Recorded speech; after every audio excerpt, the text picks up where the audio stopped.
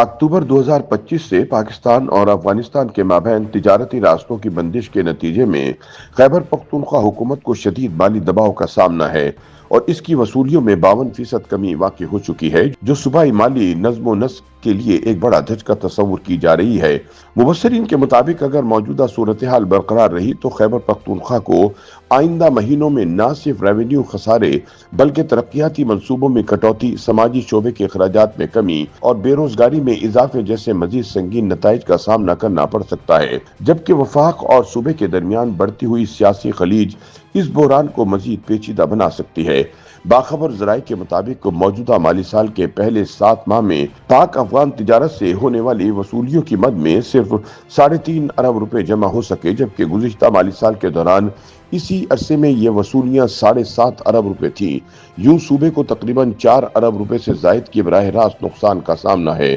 سیاسی اور معاشی تجزیہ کاروں کے مطابق سرحدی تجارت کی معطلی نے نہ صرف صوبائی ریونیو کو متاثر کیا ہے بلکہ اس کے اثرات ٹرانسپورٹ، کلیئرنگ ایجنٹس، گوداموں، مزدوروں اور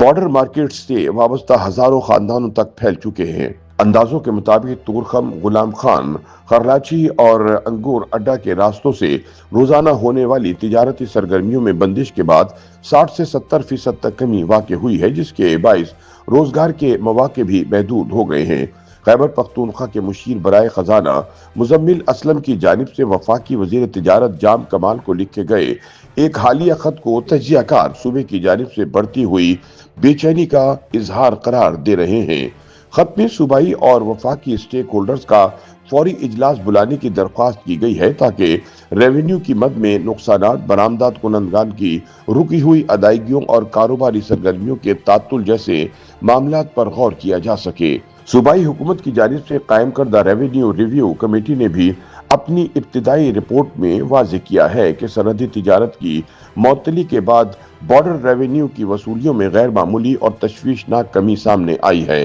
رپورٹ کے مطابق پاکستان کی افغانستان کو برآمدات کا تقریباً 80% حصہ خیبر پختونخوا کے سرحدی راستوں سے ہوتا ہے، جن میں تورخم اور غلام خان مرکزی حیثیت رکھتے ہیں۔ مالی سال 2025 میں تورخم بارڈر واحد ایسا تجارتی گیٹ وے رہا جہاں محدود پیمانے پر سرگرمی برقرار رہی، جس کی بنیادی وجہ افغانستان کے بڑے صارف مراکز تک اس کی براہ راست رسائی بتائی جاتی ہے۔ دوسری جانب خرلاچی اور انگور اڈا جیسے تجارتی راستوں کے ذریعے برآمدات میں مسلسل کمی دیکھی جا رہی ہے، جسے تجزیہ کار طالبان کے اقتدار میں آنے کے بعد سرحد پار تجارت کے بدلتے ہوئے رجحانات سے جوڑ رہے ہیں۔ ان کے مطابق افغان منڈی اب محدود راستوں تک سمٹتی جا رہی ہے، جس سے خیبر پختونخوا کے کئی سرحدی اضلاع معاشی جمود کا شکار ہو گئے ہیں۔ سیاسی تجزیہ کاروں کا کہنا ہے کہ اس معاشی بحران کے پس منظر میں وفاق اور خیبر پختونخوا کے کشیدہ تعلقات بھی ایک اہم عنصر ہے۔ ان کے مطابق علی امین گنڈاپور کو اقتدار سے ہٹائے جانے کے بعد جب سے سہیل آفریدی صوبے کے وزیر اعلیٰ بنے ہیں،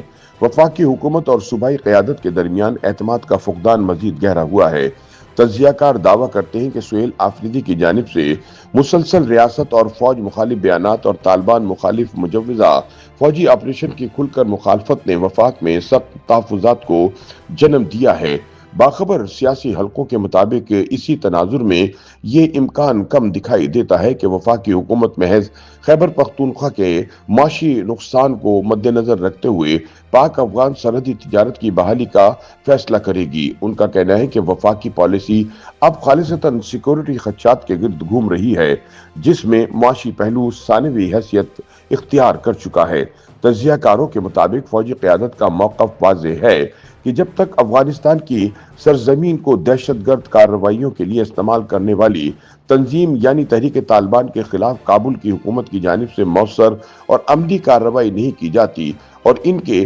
دہشت گرد نیٹ ورکس کو مکمل طور پر ختم نہیں کیا جاتا، تب تک پاک افغان سرحدی تجارت کی بحالی ممکن نہیں۔ عسکری قیادت اس معاملے کو براہ راست قومی سلامتی سے جوڑ کر دیکھتی ہے۔